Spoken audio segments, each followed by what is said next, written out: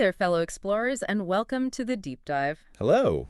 If you're like me, you find real magic in uncovering the hidden stories and, well, the breathtaking beauty that our world holds. Definitely. And today, we're setting our sights on a destination that's absolutely brimming with both. We are. We're taking a deep dive into the Minnesota Landscape Arboretum. That's right. A tree gem nestled right there in Chaska, Minnesota. Yeah. And it's so much more than just, a garden. It's this dynamic landscape, layers of history, horticultural significance, just waiting to be discovered. Exactly. And we've gathered quite a collection of information. Okay. Everything from how to easily access it all, the Arboretum offers so much, It really does. to the sheer wonder of its diverse plant life and the exciting array of activities you can dive into. So our mission today. Yeah. We want to pull out the most fascinating bits about the Arboretum, its origins, its standout features, and really what makes it such a compelling place for anyone like you who loves to learn and explore. Think of it as your shortcut, maybe, to becoming really well-informed about a truly special place. Perfect way to put it. Okay, let's get our bearings then. Essentials first. Right. If you're thinking of visiting, the Arboretum is located at 3675 Arboretum Drive. That's in Chaska, Minnesota, 55318. Got it. And there's a number 2, right? Yep. If you have questions beforehand, it's 612-624-2200. Okay. Now, what's fascinating right off the bat, I think, is that the Arboretum is part of the University of Minnesota. Ah, that's a key connection. It really is. It means those stunning collections you see, they're often right at the forefront of horticultural research. So you get a glimpse into the science behind it all. Exactly. Plant cultivation, hardiness. And it's super accessible for visits. Open 363 days a year. Wow, almost always open. Almost always. Just closed on Thanksgiving and Christmas Day. Okay. And they close up a bit early, 3 p.m. on Christmas Eve. Good to know for holiday planning. And since we're talking now in the summer months. Right, current hours.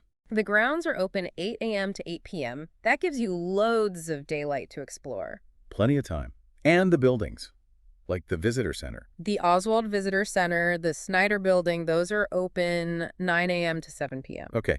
Now, a quick note for folks visiting at other times of year.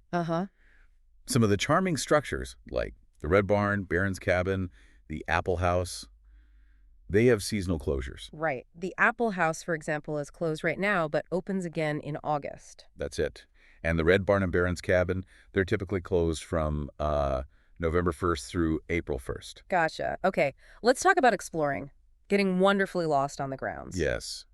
Over 12 miles of trails, winding through all sorts of diverse landscapes. You could easily spend days there. And still find new things. And still stumble upon new discoveries. Absolutely. So what are the main routes? Well, 2 of the most popular are the 3-mile walk and the 3-mile drive. Okay. But it's really key to remember they serve different purposes. Right, not the same thing. Not at all. The drive is for vehicles, and bikes are allowed on the roadways there, too. It gives you that scenic overview. And the walk. That's exclusively for people on foot. No vehicles, no bikes on the walk path itself. And for accessibility, that 3-mile walk is paved, right? It is, and it meets ADA standards. So designed for easy navigation for folks using wheelchairs or other mobility aids. That's fantastic, but that's just the start of the trails, you said. Oh yeah, just the beginning. Beyond that main loop, you can delve into the West Side trails. Okay, what's over there? You got the Prairie Trail, the Dog Commons, and the Wood Duck Trail. They take you through woodlands, wetlands, even areas that were old farm fields. Interesting. And the east side? Over on the east side, there's the Green Heron, Ridge, Oak, and Buck Farm trails. Those tend to be a bit more secluded. So good for hiking, maybe bird watching. Perfect for that. Connecting with the quieter side of nature. Now, here's where it gets really interesting for me. The Prairie Trail. Mm-hmm. It wasn't always there. You mentioned it was planted. That's right. Back in the 1960s. Wow. Which really says something, doesn't it? Yeah. About the long-term dedication to ecological restoration. Yeah, and how our understanding evolved. Exactly. Our understanding of prairie ecosystems. Okay. And for dog lovers, you mentioned the Dog Commons. Yes. For those who enjoy bringing their canine companions along, the Dog Commons has 2 on-leash trails, the blue and the green. On-leash, important detail. Very important. But there's a vital update here. Starting June 1st, 2025. Okay. The Dog Commons will be temporarily closed to dogs. Oh, okay. Why is that? They're doing some new entry construction. Walkers will still be able to get in via the Wood Duck Trail. Right. But our furry friends, unless they're service animals, will need to wait for the reopening. It really highlights their commitment, though, both to visitors and, development. It does. And as you explore any of these trails, you'll just notice the incredible variety of the land itself. Like what? Dense woods, tranquil wetlands, open prairies, those intriguing old fields. Each one supports its own unique web of life. And the adventure doesn't start when it gets cold, right? Winter. Not at all. Yeah. The Arboretum transforms. It's stunning in winter. Sure. Over 8 miles of snowshoeing trails. 8 miles for snowshoeing. Yeah. And meticulously groomed cross-country skiing trails over at the farm at the Arb. Even just winter walking is popular. The 3-mile walk stays accessible, and the paved farm trail, too. And if you don't own snowshoes? No problem. Rentals are conveniently available right at the Oswald Visitor Center. Easy enough. But crucial point here, no matter the season. Yes. Stay on the marked trails. Absolutely critical. For your safety, of course, but also vital for protecting the delicate plants and animal communities there. Right. And just a quick reminder for cyclists. Yes. Bikes are welcome, but only on the roadways, not on the walking trails. Got it. And dogs, besides service animals. Dog Commons is the only designated spot for dogs within the Arboretum grounds. Okay, clear. Right. Let's dive into what many consider the heart of the Arboretum. The plants. The spectacular gardens and these extensive plant collections. This is where you can really immerse yourself. And what's so special here is just the sheer scope. The variety. Vast collections of trees and shrubs. And remember, many are research collections linked to the university's Horticultural Research Center. So you're seeing more than just pretty plants. Exactly. You're witnessing specimens that contribute to important scientific understanding. Okay, let's start with shrubs. The Azalea collection. A must-see, especially because it's the birthplace of the hardy Northern Lights series. That's incredible. These azaleas, golden lights, pink lights, they originated right there. Right there at the Arboretum. And now they're widely available. It shows the Arboretum's impact way beyond its own fences. Making beautiful, tough plants for everyone. Precisely. Then there's the Bailey Shrub Walk. It's almost like an outdoor classroom. How so? It showcases 160 species, 245 cultivars. Those are specific varieties picked for certain traits. Okay. All Minnesota hardy shrubs, arranged in landscape settings with helpful signs. Really inspiring. Nice. What else in shrubs? Well, for something a bit different, the dwarf conifer collection. Fascinating shapes, textures, including yuccas and even prickly pear near the waterfall. Prickly pear in Minnesota. Surprising, right? There's also the hydrangea collection, the really fragrant lilac collection. Oh, I bet that smells amazing. It does. Plus a diverse miscellaneous shrub collection and more specialized ones like pea shrub, potentillus, borea. Lots to see. Definitely.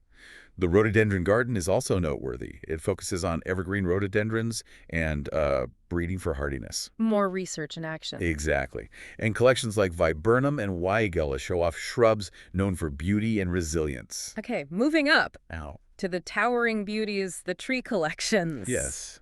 Arborvitae. Impressive, though you might notice some deer pruning. Nature sculptors. Indeed. Yeah. And the ash collection highlights our native shade trees. Great fall color. What about birches? We love birches here. We do, but the collection tells that story of shorter lifespans sometimes, disease issues, though river birch is often more resistant. And buckeyes, not native, but the collection shows they can thrive here. Catalpus. That sounds interesting. Adds a touch of history.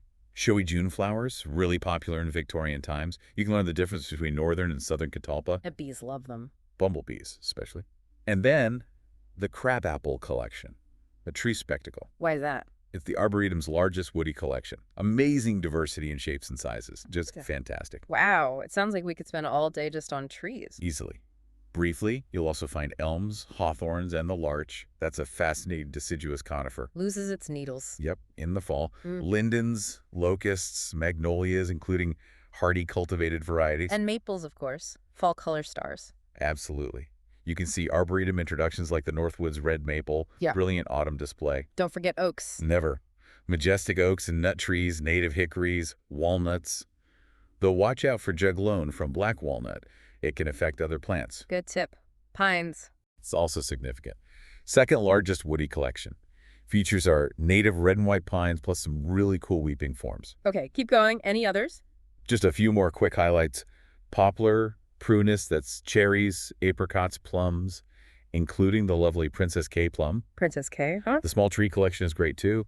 serviceberry, Japanese tree lilac, also a mirror maple, but a little caution there. Why caution? Well, it's beautiful, but it can be invasive in some areas, outcompeting natives, something to be aware of, Good point. and dedicated collections for serviceberry, spruce, weeping trees, and willows, which you'll usually find near water. It really is like a living library of woody plants. Exactly. And speaking of native species, Yep. the Arboretum has a big commitment there too, right? Native plants. It's a profound commitment. Their plant conservation program does vital work preserving and restoring Minnesota's native plant life, Including orchids. including all of our native orchid species. It's incredible. Wow. And they have a plant sale. Yes, their annual auxiliary plant sale. It's a fantastic chance to bring some local beauty, some native beauty, into your own garden. What kind of things do they offer? Like looking back at a past sale. Well, take 2021 as an example. They had stunning options like prairie smoke. Oh, I love prairie smoke. The feathery seed heads. Exactly. Yeah. Pollinator-friendly flowers, beautiful fruit, and little blue stem grass. Crucial wildlife benefits, gorgeous fall color. Nice. Vibrant blue lobelia, perfect for damp spots. Purple prairie clover, another wonderful native choice. So really good stuff for local gardens and ecosystems. Absolutely. The list for 2021 included various milkweeds for monarchs, blazing stars, big and little blue stem, all key players. Now, exploring a place this huge, this varied, it needs to be accessible. How does the Arboretum handle that? They have a deep dedication to it, which is truly commendable. Good. Guests using wheelchairs, other mobility equipment, warmly welcomed. They even have a specific wheelchair-accessible map PDF online. Oh, that's helpful. Showing accessible areas near the visitor center. Exactly. And if you need a wheelchair, complimentary ones are available first come, first served at the information desk. What about getting around the longer distances, like the drive? There's the free Beeline shuttle. It runs along 3-mile drive, and it's equipped for wheelchairs and strollers. Free shuttle, great. Yeah. Any other options? Yep, for a fee, there are narrated tram tours. Also, wheelchair and stroller accessible, offering a guided experience. And the 3-mile walk itself, you mentioned it earlier. Right. Thoughtfully designed to meet ADA standards. Smooth paved pathways, easy navigation. Parking, restrooms, the practical stuff. Accessible parking is right by the Oswald Visitor Center and in smaller garden lots. Designated drop-off areas, too. Inside the buildings. Elevators, accessible restrooms in key buildings. And it's great they offer all-gender restrooms as well. Food, water. The Rootstock Cafe has food and drinks. Drinking fountains and water bottle refill stations are in multiple buildings. Anything for parents or those needing quiet space? Yes. Private mammoth lactation pods in the Visitor Center and Learning Center. And for quiet reflection, prayer, meditation, wheelchair-accessible spaces on the second floor of the Snyder Building. Service animals allowed everywhere. Everywhere. And don't miss the Clotilde Irvine Sensory Garden. Fully accessible. Designed for their nature-based therapeutics program. Engages all the senses. Wow. Their accessibility commitment seems really broad. It even extends to the community with the ARB Access program. What's that? It offers no-cost memberships to underserved communities. Definitely worth looking into, supporting, or maybe benefiting from. That's fantastic. And for caregivers. They have Duo and Duo +2 membership options, plus specific admission policies for care providers visiting with someone. Good options. Yeah. We should also mention the free admission categories again. Right. Children 15 and under are free. Yep. Current U of M students with advanced booking. Got it. Indigenous peoples with a reservation. Mm-hmm. And permanent service-connected disabled veterans just show ID at the gatehouse. Okay, lots of ways to access it. Once you're there, how do you find your way around, besides the trails? They make it simple. Digital and printable maps are available. The interactive digital map is really cool. You can toggle layers, use GPS. Like Google Maps for the ARB? Kind of. Oh. And if you're looking for a specific plant, Yeah. the Plant Finder tool on their website is invaluable. Helps you locate particular specimens. Very useful. Now, there's way more than just plants, right? Other things to do. Oh, absolutely. The Bee and Pollinator Discovery Center is fascinating.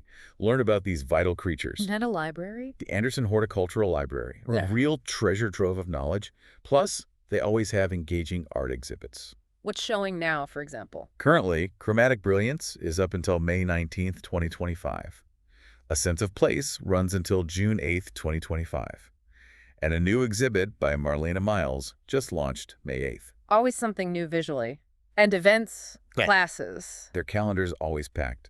Looking ahead, there's the big Arboretum plant sale, May 9th and 10th, 2025. The one we talked about. Exactly. Guided walks with Matt on May 8th. A special Mother's Day picnic lunch option on May 11th. Nice. Vibrant May markets on weekends, May 17th through June 1st. And the Elegant Gala in the Gardens is June 11th, 2025. Wow, busy schedule. And keep an eye out for their discovery booths, interactive learning on Thursdays and Sundays. They also have fantastic school programs. Like field trips. Field trips, self-guided options, plant mobiles that bring the arb to classrooms, even field trip in a boxes. And scholarships are available too. Making it accessible for schools. Definitely. Want to get more involved. Lots of rewarding volunteer opportunities. And for a break during your visit? Grab a bite at the Rootstock Cafe or browse the gift and garden store. They also have health and well-being programs like a wonder-filled experience or AWE. Yeah, unique ways to connect with nature for well-being.